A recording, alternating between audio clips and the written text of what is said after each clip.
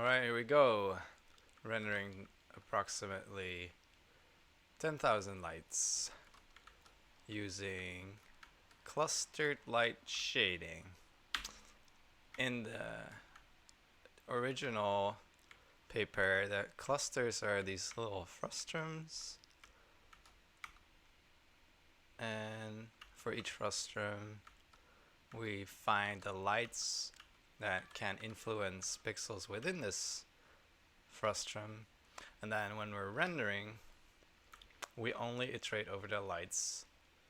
Well, we find the cluster for the pixel and then we only iterate over the lights in that cluster, which means we're sort of culling the lights that will not affect a pixel. But there's a number of ways of doing it. So there's this frustrum shaped clusters, or you can just do it in world space, and what that will look like is this. Cubes everywhere. And actually I found that the cubes have a number of benefits. Theoretically they have drawbacks, because now, as you can see with the perspective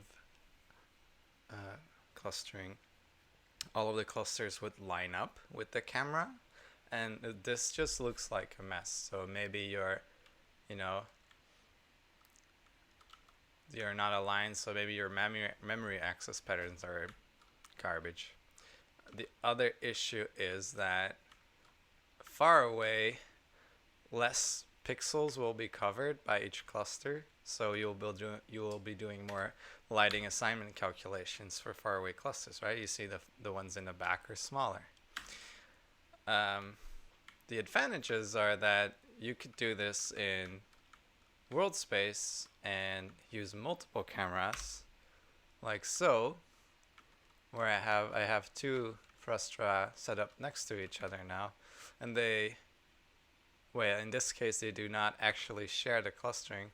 These orange pink things are just fragments for which we do not have clustering information.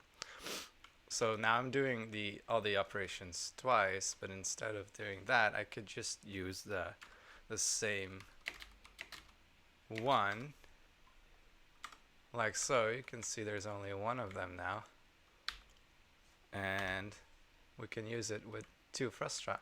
We just make the space a little bit larger. This is also possible with the perspective variant, but then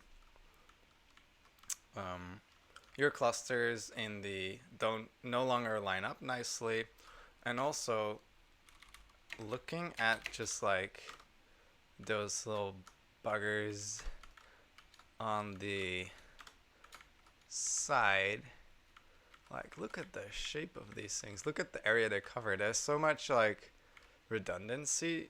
One light's going to be in so many of these clusters. It just, I don't know, just seems sort of wasteful to do it this way.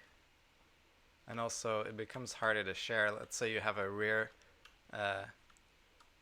view mirror that's like a frustrum pointing the other way, then the area you're covering is kind of more like a cube.